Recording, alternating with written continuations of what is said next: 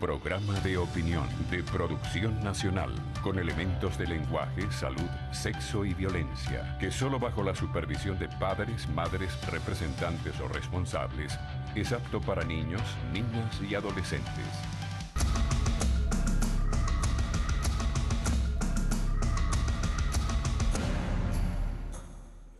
Muy buenos días. Voy a conversar con Irán Gaviria, él es presidente del partido Unión y Entendimiento Puente, además de dirigente agrícola, productor. Ya como político, ¿qué estás viendo tú en el horizonte? Bueno, hay un deterioro acelerado del país. Yo en las últimas semanas, Carlos, he estado viajando para apoyar las candidaturas del cambio y he recorrido al menos unos 15 estados del país. Aragua, Carabobo, Yaracuy, Cogede, Falcón, Zulia, Nueva Esparta, Sucre. Esta semana estaré en el estado Bolívar. Y hay un deterioro físico, las carreteras, vías de comunicación. Tú vas de La Fría a Colón o de Colón a San Cristóbal, de San Juan de los Morros vas a Calabozo, pasas por los dos caminos. El deterioro físico del país es asombroso. En vías de comunicación, sistemas de riego. El deterioro económico. Basta andar por las calles de Caracas. Y yo veo, por ejemplo, la carretera de Falcón-Zulia y la Morón-Cora, que yo las transito con mucha frecuencia. Se ha deteriorado en los últimos meses. Enormemente. Deterioro físico. Luego hay un deterioro que se observa en las carreteras del país, que tiene que ver que muchas de ellas están tomadas por la delincuencia. Yo fui de Bueno, sobre todo Guárico. Guárico, pero tu estado, entre Coro y Maracaibo, me fui por tierra, antes de llegar a Dabajuro. No te pasó nada, no te atacaron, ¿no? No, en Río Blanco. El AMPA común tranca la carretera y empieza a asaltar vehículos, camiones, ante la mirada complaciente y cómplice de los cuerpos de seguridad. Pero eso no es solamente entre Coro y Maracaibo, es también en cualquier carretera del país que tú estás expuesto al AMPA, que hoy en día controla las vías de comunicación. Luego el deterioro económico de la provincia, Carlos. Tú puedes decir, caramba, la región capital también, pero en la provincia la escasez de pan, de harinas precocidas, de carne, de leche, de medicinas, es mucho más grave que en la región capital del país, que ya de por sí es delicada. Entonces, el país que yo he recorrido durante tantos años, pero recientemente con más intensidad, todos los días en un estado, es un país que se nos deshilacha, que se nos está yendo de las manos. Y eso tiene un responsable, que es el gobierno, que no ha tenido una política de descentralización, de inversiones productivas, entre otras de la propia agricultura, las instituciones, cuerpos policiales, poder judicial, también hoy casi no existen. Vivimos en eso que los sociólogos llamaban la anomia, una sociedad en la cual las reglas y las normas se han perdido. Y eso es muy, pero muy preocupante. Si a eso le añades el éxodo que se ha incrementado de jóvenes y de venezolanos hacia el exterior, puedes decir que estamos en una situación que es intolerable, insostenible, que debe cambiar. Y frente a eso, el cambio tiene que hacerse por las vías constitucionales y democráticas. Y tenemos una oportunidad este domingo, ya estamos a pocos días, de acudir masivamente a las urnas de votación y expresar con nuestro voto, por una parte, el rechazo claro, categórico a esta situación y a sus responsables, y por la otra, abrirle una puerta a la esperanza. Porque si bien los gobernadores pueden ser de alguna manera, y lo hemos visto en el pasado, atados de manos administrativas y políticamente, va a surgir en 18 o 20 estados del país un cambio, un nuevo liderazgo, que va a impulsar, sin lugar a dudas, los cambios a nivel nacional que todos los venezolanos estamos anhelando. Ahora, yo entrevisté la semana pasada a Ismael García.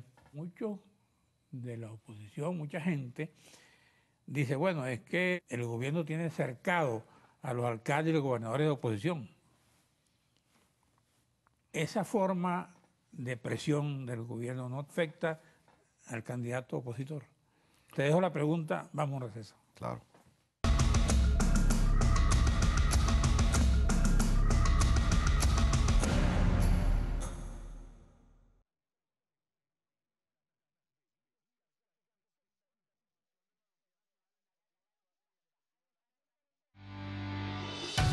Estás viendo Regiones.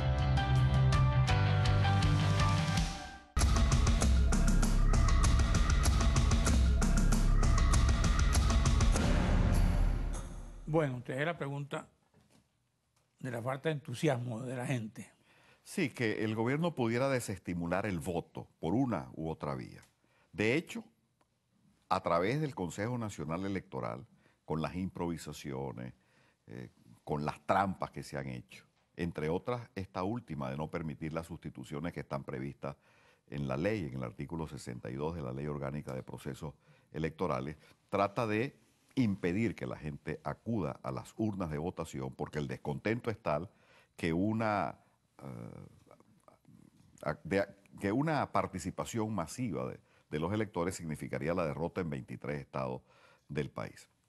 Pero el pueblo ha entendido que esta elección de gobernadores es un paso más en esta larga lucha por reconquistar la democracia en Venezuela. No se trata únicamente de escoger, de elegir, como en el pasado, al primer mandatario regional, sino que se trata de un hecho político, participar masivamente y derrotar al gobierno que es responsable. Es lo que llaman el voto protesta contra todo lo que es el gobierno. Por un lado, una cara del voto es la protesta y por otro lado es la esperanza, porque allí nosotros vamos a tener el lunes 16 de octubre, ya a pocos días, 23, 22, 21, 20 líderes emergentes de esa nueva Venezuela.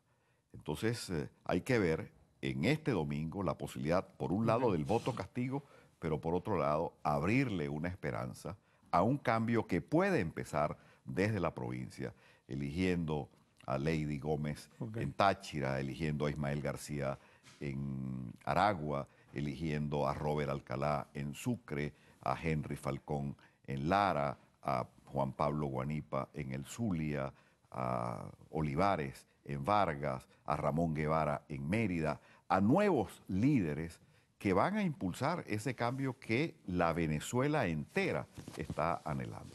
Aquí han estado Vicente Bello, por un lado, el mismo Ismael García, y Vicente Bello decía, y el mismo Chugo Torrealba, que también estuvo aquí, ellos sostienen que es imposible que haya trampa desde el punto de vista del Consejo Electoral, que donde puede presentarse alguna situación irregular en las mesas.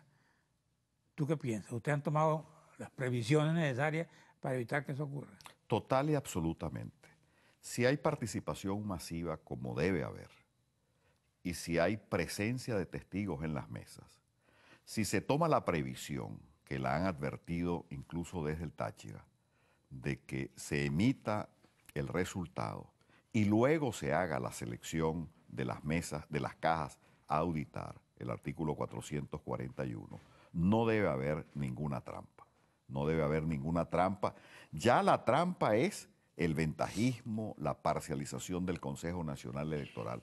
Pero trampa electrónica es imposible. Y si el gobierno, con la derrota que va a sufrir, aplastante, este próximo domingo, se le ocurriese torcer por un camino hasta ahora inédito la voluntad popular, pues las consecuencias van a ser muy, pero muy malas para el propio ejecutor de esa trampa, que sería en este caso el gobierno. Hablando del diálogo, un día antes grabáramos este programa,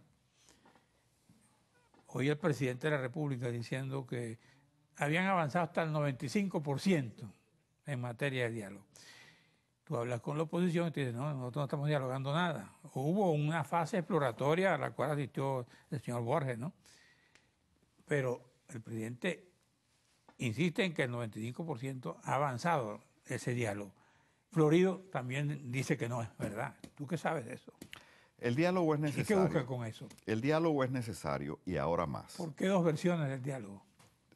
Hay intereses contrapuestos. pero nosotros en Puente y yo en lo personal siempre hemos dicho que el camino para Venezuela es un acuerdo político para la sustitución democrática, pacífica y electoral del gobierno y el advenimiento de un gobierno de unidad nacional.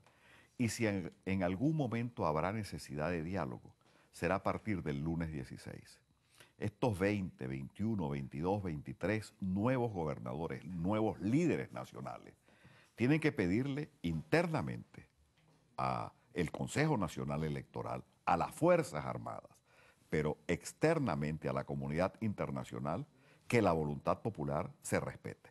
Una de las peticiones, a mi juicio, que tienen que hacer estos nuevos líderes que van a salir el próximo domingo 15 de octubre, es que la comunidad internacional advierta que el resultado que se ha expresado en las urnas este domingo 15 sea respetado y que no se tuerza por ningún mecanismo, porque tú planteabas la posibilidad del fraude electoral, pero luego pueden haber los mecanismos de imposición que los gobernadores se juramenten ante la Asamblea Nacional Constituyente, Ajá, ¿y qué pasa? que a nuestro juicio es una entidad fraudulenta. El gobierno puede, a partir del 15 de octubre, con la derrota que va a tener, sin lugar a dudas, buscar un mecanismo para minimizar esa derrota. Para declarar un desacato. Pudiera ser. Y allí, la comunidad internacional, no digo que es que desde afuera nos van a salvar, sino que no se puede desechar.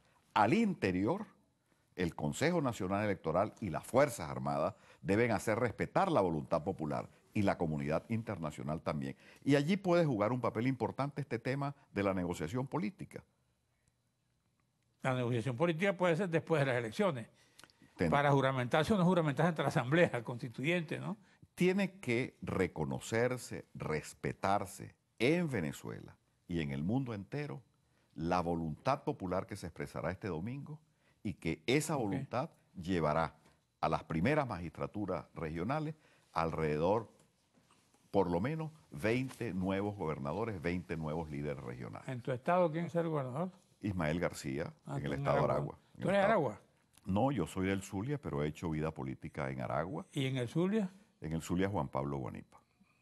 Gana. Sin lugar a dudas, sin lugar a dudas, sin lugar a dudas. Gracias, Irán. Gracias a usted, amigos televidentes. Nos veremos aquí mañana a esta misma hora.